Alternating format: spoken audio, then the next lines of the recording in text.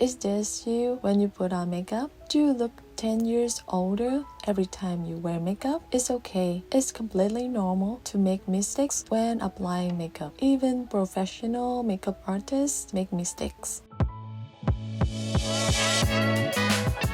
Hello everyone, welcome to my channel. My name is Kelly and in today's video, I'm gonna show you the most common makeup mistakes that will age you and how to correct them side by side. This side will be the do side and this side will be the don't side. The first and the worst mistake is not starting with a clean face and not moisturizing your skin. So I just apply the moisturizer on the do side and skip it on the don't side. When you apply makeup to dry, flaky or dirty skin, it can accentuate those areas and settle to wrinkles and fine lines, which makes your makeup look patchy, uneven, and makes you look older. And don't forget to apply it on the eye area too. If you have delicate and sensitive skin around your eyes, use a separate moisturizer or eye cream. But for me, using the same moisturizer works just fine. You can skip the primer if you don't enjoy it, but never skip the moisturizer. After applying, wait a few minutes for the moisturizer to absorb into your skin completely before applying your makeup. In the meantime, you can apply a lip balm or lip primer to prep your lips. When your lips are dry or chapped, lip color can settle into the cracks and make your lips look uneven and patchy. It's better to do this now rather than do it right before applying lip color to give it some time to hydrate the lips. When you feel the moisturizer is well absorbed, you can put on the foundation. I saw a lot of people just put the foundation directly on the brush or even the face and blend out. So I'm gonna do that on this side of my face. I have one pump out and start applying with tapping motion. Avoid dragging the brush to prevent streaky finish. Even though I'm using the right technique, do you see how much the brush deposits to my face where I first apply it? I know blending is key here, but I'm just blending out with a little bit of product left on the brush, which causes uneven finish. And when I keep blending to my forehead and my neck, it's just not enough coverage. That's why I need to get more foundation for those areas. I saw many people put foundation on the eye area too, so I'm also doing that. There's nothing wrong with putting foundation on the eye area if you're not gonna put any concealer on later. But if you do put concealer on, this is the reason why your makeup looks cakey. It's just too much product on. So I just used 2 pumps of foundation on this side. Let's move to the other side. For liquid and cream foundation, I always use my finger to warm up the product first, then apply. Doing this will help melt the product and it will blend more easily into the skin. Make sure your hands are clean before putting on makeup. I use my fingertip to dot the foundation everywhere for even distribution, starting in the center of my face and going outwards except for the eye area, then blend out with my finger too. You definitely can go with a brush to blend out now. I just prefer blending with my finger first, then I will use the brush to even out and build up the coverage gradually. I just apply the foundation in a very thin layer and you can see I still have some product left on the back of my hand. To build up coverage, I only focus on areas that need more coverage, like around my nose and my mouth. You can also use a damp sponge to do this step if you want a more natural look, as it will help blend out and take away the excess product at the same time. Don't forget to blend well around the hairline, jawline, and the neck to avoid any visible lines and patches. I know right now you see that this side looks so good on camera in the distance, so let me zoom you in. It actually looks heavy in person, and you can see it accentuate my dryness. By putting the product on the back of my hand, I can control how much product I want and where I want it. I finished this side with less than 1 pump. Remember that we use the foundation to even out our skin tone, not to provide cakeiness to the face, so just use enough product. Makeup cannot cover our texture, no matter how much product you use. More is not better. Let's put some concealer on to cover the dark circles. This is how much I saw many people use. Some even draw the triangle down to the nose. Let's blend it out and put some on the eyelid too. For the under eye area, I prefer using a damp beauty blender. As I said before, it helps blend out and absorb some excess product. Because the under eye area is the first place that creases on our face. No matter what concealer we use, it will crease. I never see any concealer that doesn't crease on me if I don't set it with powder later. That's why I have to cover the darkness with a very little amount of product to minimize the creasing. After blending out that much concealer, I still see my dark circle peeking through, so I apply a little bit more.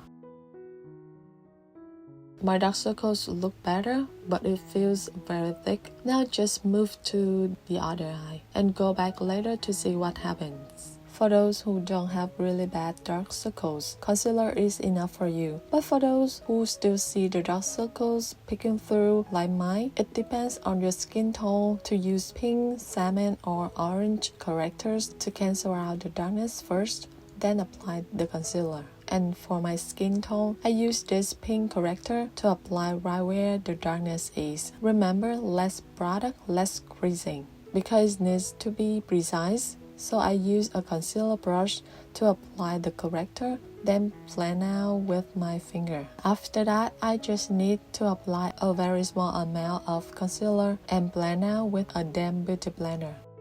When blending out, I try to stay away from my lower lash line area, as that's where I get the most creasing. I also blend the concealer up to my eyelid just like the other side. Now let's compare both sides. This concealer is the least creasing concealer I have in my collection. But because the amount of product I use on this side is too much, you can see it crease so bad on my eyelid. I sometimes use concealer to cancel out the discoloration on my eyelids when I don't wear too much eye makeup. Not always, because it creases on me. It can be used as a base for eyeshadow, but keep in mind it may not provide the same level of staying power and enhance the vibrancy of your eyeshadow colors as an eye primer.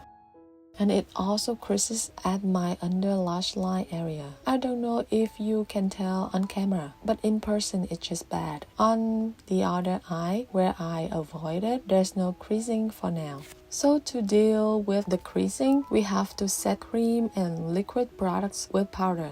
I'm taking out some setting powder and apply straight to my face by sweeping the brush everywhere. It may be the fastest way to powder your face, but not the best way to do it. With sweeping motion, all you do is lifting and moving the foundation around instead of setting it. I know all you can see now on the side of my face is that it looks so smooth and flawless thanks to the strong studio lighting I'm having here. Powder always looks good with studio lighting on camera. It helps to reduce shine and create a smooth matte finish on the skin. In real life, however, we are often seen in more natural lighting conditions, which can make the skin appear dull or flat if too much powder is used, and it can create a dry or cakey appearance on the skin, which is unflattering.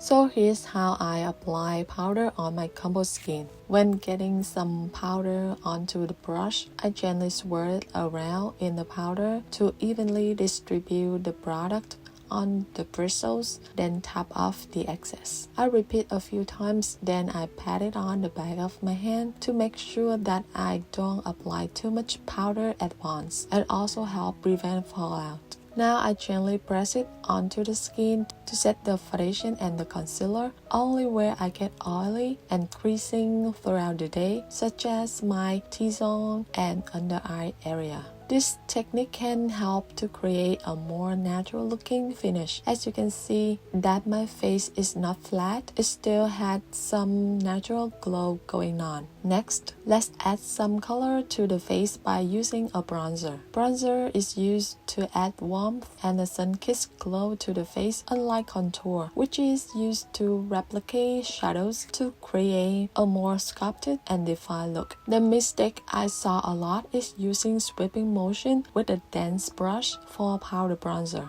Let's make a fish face by sucking in the cheeks and applying bronzer in a straight line from the ear downwards the mouth.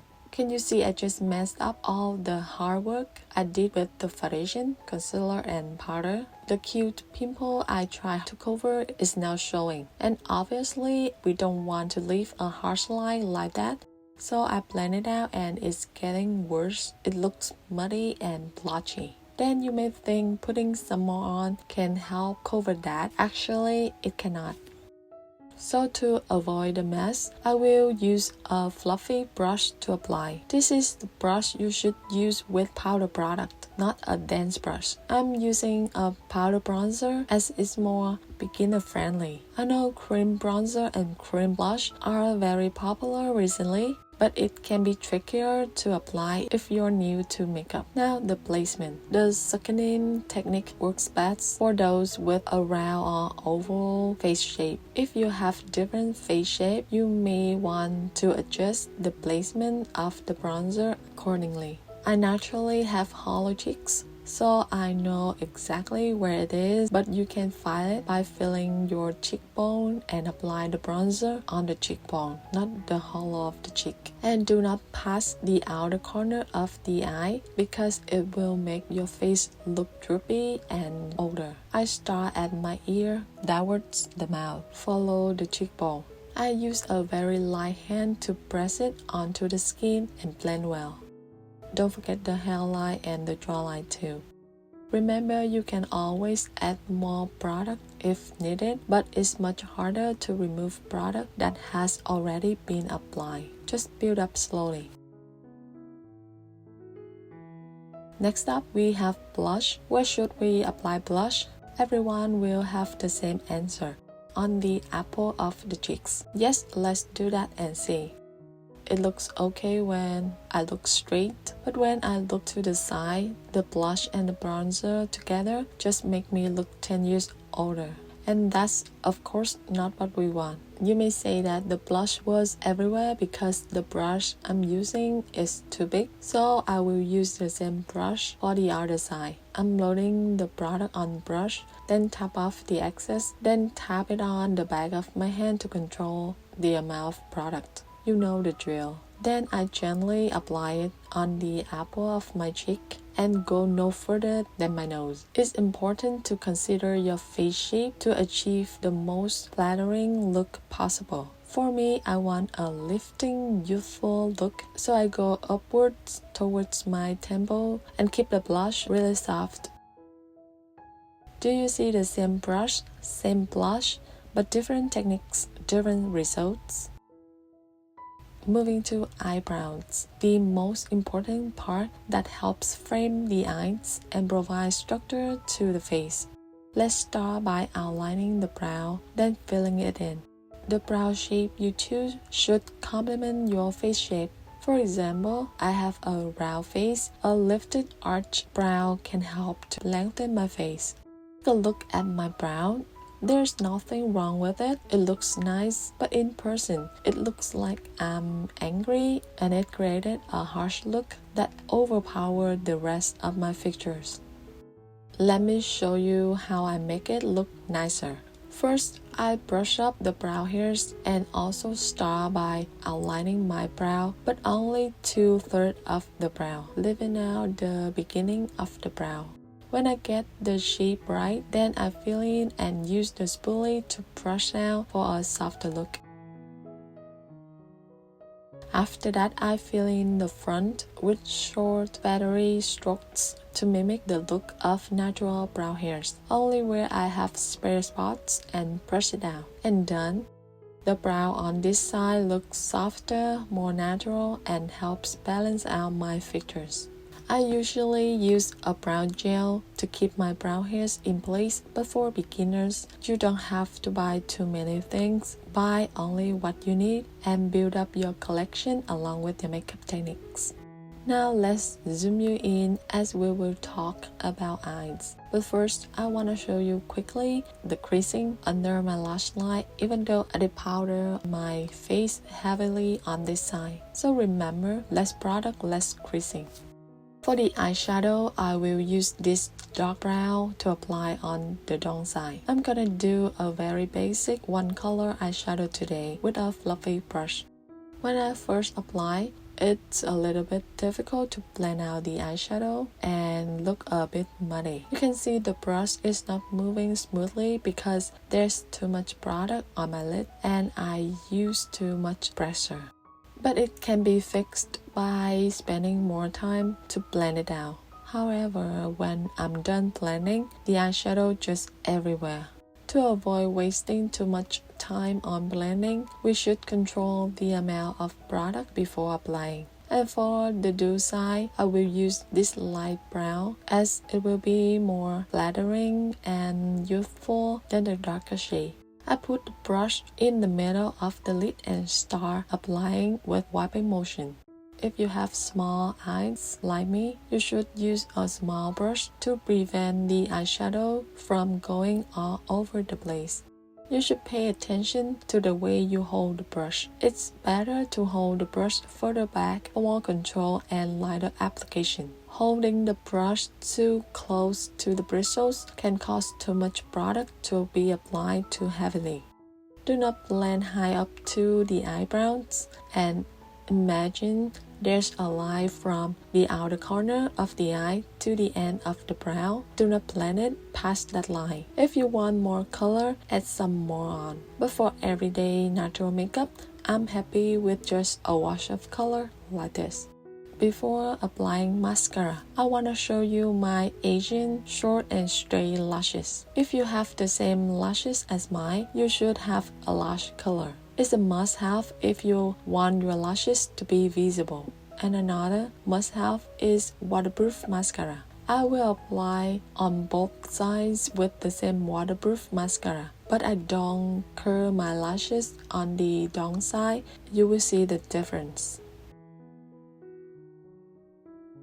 This is 2 coats of mascara and where's my lashes. Now let's curl the lashes and apply mascara on the other side. You can apply 3 or 4 coats as you like, but I usually apply only 1 or 2 coats for a natural look because if I apply too many coats, it will weigh down my lashes. This is only 1 coat and you already see a huge difference. The waterproof mascara always holds the curl better in my experience. I have used so many mascaras from the drugstores to high-end. Only waterproof formula works for me. And what happens when I curl my lashes and apply regular mascara, you may ask? They just go straight out after a few minutes. That's why I have to curl the lashes before applying so the mascara can hold that curl. Moving to eyeliner, the hardest part to master in the makeup game. I'm using an eyeliner pencil today. I just applied just like what I saw in many tutorials. Create a flick at the outer corner of my eye, then drag it forwards to the inner corner and fill in the gap. Again, there's nothing wrong with this technique, but it's just not flattering on my hooded eyes. If you don't have hooded eyes, it will look amazing on you. Hooded eyes are an eye shape where the eyelid folds over the crease, making the lid appear smaller. For that reason, I don't want the big ball liner to cover all the lid space I have. So I just keep the eyeliner thin and only draw it at my outer corner. After that, I use an angle brush to extend it and blend it to the lash line. Then I use my fingernail to make the wing sharper. When I'm okay with the wing, I will do tie lining. Tie lining is a technique where you apply eyeliner to upper waterline, which is the area between your lashes and your eyeball. It helps create the experience of fuller lashes and a more defined eye shape without taking any lid space. And let the result speak for itself. Let's move to the easiest part, lip color. But first, have a quick look at my lips. As you can see on the don't side, I didn't apply the lip primer, so my lips look not as plump and hydrated as the do side. Let's see how the lipstick applies. The lipstick is tugging and pulling at my lips because I choose the wrong formula. I'm using a retro matte formula, which is the worst formula for dry lips. The next mistake is the wrong shade for my skin tone. It's too bold for my light skin tone and too cool for my warm undertone. And the last mistake is the application. I only apply the inside part of my lips. It makes my lips look smaller and unflattering. Now to choose the right lip color, of course you can wear any lip color you love, but to get a natural look, you should go for shades that are close to your natural lip color and understand your skin tone and undertone. Don't forget to experiment with different formulas to see which one you feel the most comfortable wearing. When applying, try to cover the lips and you can overlay just a little bit to create the illusion of fuller lips. Last but not least, should we use or skip setting spray? It depends. If you use a lot of powder on your face, it is a good idea to use a setting spray to help melt the product into the skin and give a more natural finish. Setting spray can also help the makeup last longer and prevent it from looking cakey. Remember, makeup is all about enhancing your natural beauty, so don't be afraid to experiment and have fun with it. And don't worry if it takes a few tries to get it right. The key is to learn from your mistakes and keep practicing until you feel more comfortable and confident with your makeup skills. There are many other mistakes that I cannot mention on because this video is getting too long, as I want to give you as much information as possible. But if you want to watch more videos like this, please let me know in the comment section. I hope you guys find this video helpful, and don't forget to like and subscribe if you do. It means so much to me. Thanks a lot for watching and see you in my next video. Bye!